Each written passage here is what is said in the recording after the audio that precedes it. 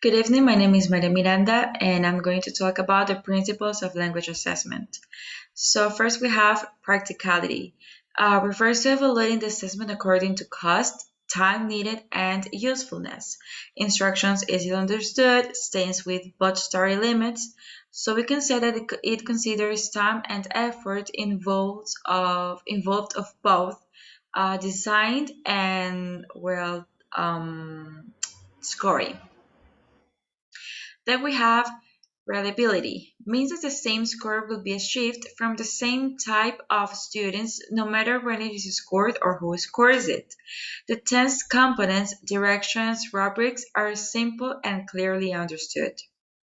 Then we have validity. Measures exactly what it proposes to measure and involves performance as simple as a test criterion objective. Then we have authenticity, how well the characteristics of a task correlate to the target language. It contains language that is as natural as possible. And then we have the washback. It refers to the outcomes for the learner, the teacher, and the teaching context. Washback can be positive or negative.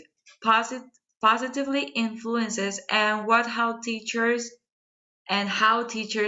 teach is more formative in nature than summative. Okay.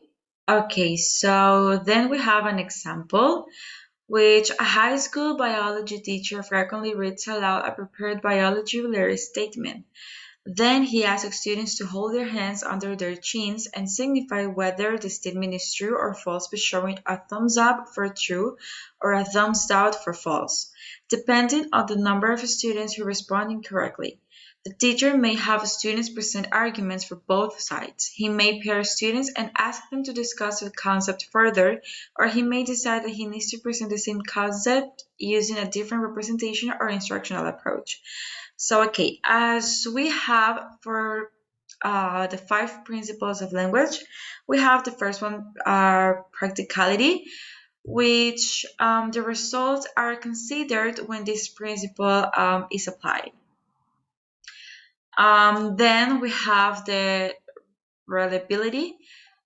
We can say that it's not entirely reliable as students learn from each other, so they may have mistakes, so it's not reliable at all. Well, not entirely. Then we have validity. So in this case, we can say that it measures um, that, well, this is a statement related to biology, but um, it's not exactly an activity that measure all of the knowledge that they already know. Um, so it's not exactly, not completely validity. Then we have the other was authenticity.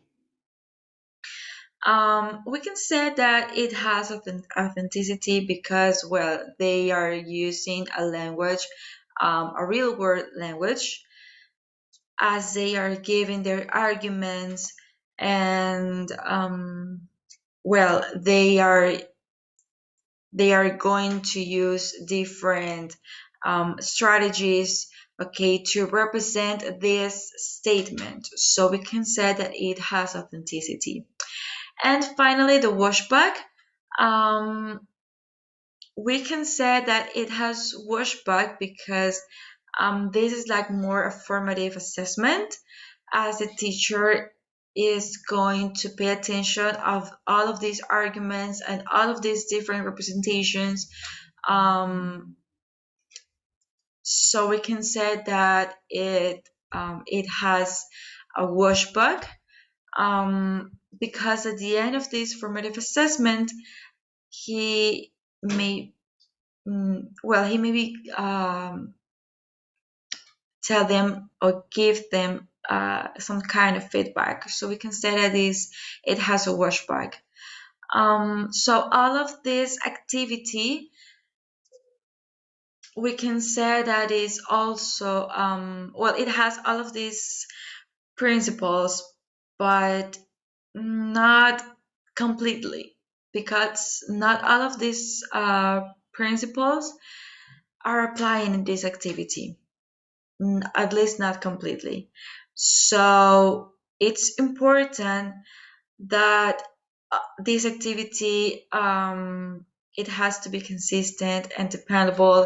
It has time, it has usefulness, and of course all of the practice, a real world language that is important, okay, because they are going to use this language, okay, every day. So it's important that they use a real world language as well.